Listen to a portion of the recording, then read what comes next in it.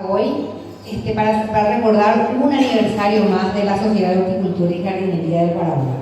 Son 55 años, que no es decir poco, ¿verdad? Bueno, fue un 28 de mayo de 1963 que un grupo de señoras amantes de las flores, de las plantas, se reunieron y decidieron crear esta asociación.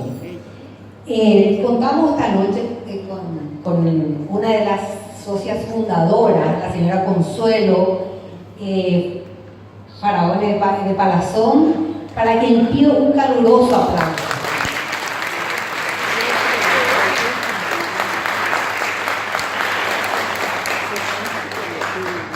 Gracias, Consuelo.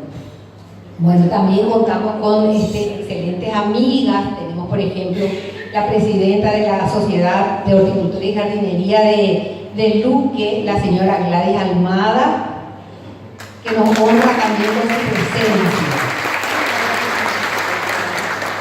También está la presidenta del Club de Arreglo Floral Lucy Andrés, la señora Miriam Verdún.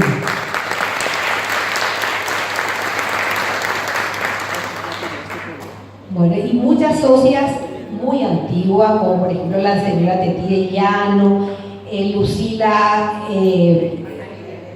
Aguilera y muchas más, ¿verdad? También,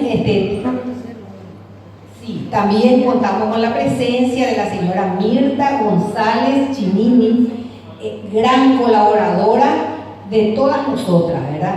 Porque ya incluye a Lucy Andrés y a todas, porque ella es el alma de todas.